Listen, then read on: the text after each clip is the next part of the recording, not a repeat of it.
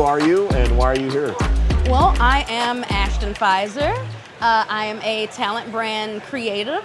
Didn't even know that was a job until I got it. But I am here because I found out about RecFest UK about 3 years ago, and I have been the biggest fan ever since. You know, as talent acquisition professionals, employer brand professionals, we're constantly going to conferences for everybody else. Yep. Watching them have a great time, learning about their industry. Why should they have all the fun? Why right? should they? Yeah. So I love that RecFest has given us this space so that we can learn from our own peers, Yep. but then also throw in a little party, okay? Because who wants a stiff conference? If you're not having fun, what's the point? What's the right? point? What's the point? So yeah, that's why I'm here. Employment brand creator. Say more about that. Well, so as we know, employer brand is branding, marketing, the whole shebang. It's 23 different departments rolled into one, and usually a small team that's expected to do it all. Well, I enjoy the creative parts. So creating design systems for the employer brand, digging into the EVP process, especially when, you know, after the research part, which, you know, probably nobody really likes the research part, but once you have that information, then using that data to create branding and marketing and visuals and things that will really make people think and feel and do things. Okay. So what works? What platforms are the most effective? What kind of messaging is the most effective? You're in the trenches. What works? I am in the trenches. So as far as platforms go, I mean, it's always going to be regional. So while we here in the US are very LinkedIn focused, and we know that that is our job board, our Facebook of jobs, it's not in every country. So we really do have to stop being so US focused sometimes and actually start buying into these other platforms in these other countries, if that's where we're recruiting, to ensure that we are, you know, hitting those markets as well, because LinkedIn isn't for everyone. If you look at China, they have their own platforms for everything. Yep.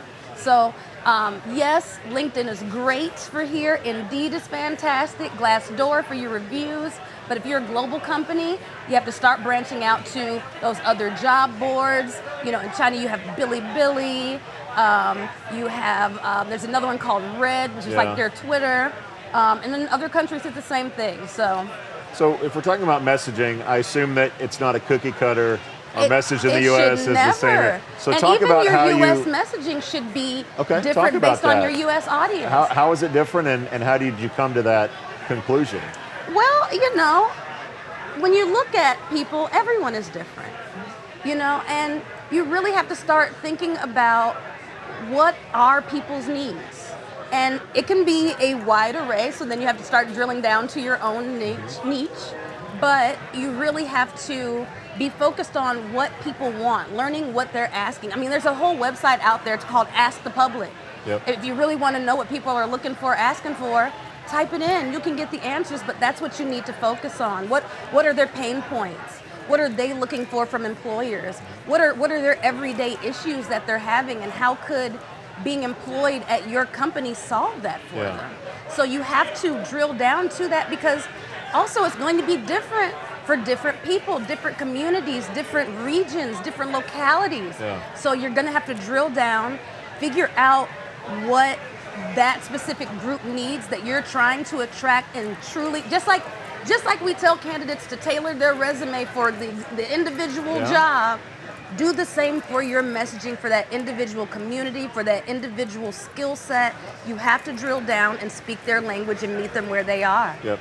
So you were on a panel, or you oversaw a discussion here earlier at the conference, which I assume was sort of forward-looking and what the future looked like. What does your organization look like as you turn to 2025?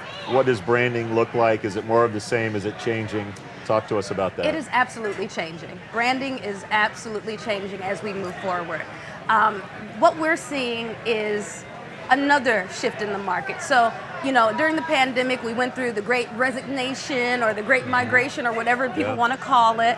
And now we're getting to a point where it's still, the market is still in the candidate's hands. It hasn't gone back to the employer, but now the candidate wants more. They want more of an inside look. They want more of an honest look. And those high production value videos that we're spending tens of thousands of dollars on and casting and writing scripts, they don't believe it. Yeah. It's a waste of money now. They want low production. They want it directly from the employee. They want it from the employee's account. They want that very real reality TV-esque inside view of the company before they choose an employer. They want to see that culture firsthand. So we have to start figuring out what are the ways outside of just a day in the life post on social media to give it to them. And that's where you're seeing a lot of brands come to conferences and not just have a booth, but have an entire brand activation, like a consumer brand would, but now we're doing it for recruiting. Okay. You mentioned Glassdoor earlier, and when you talk about, throwing, let's see what's going on. Is there a wizard back there? What am I seeing?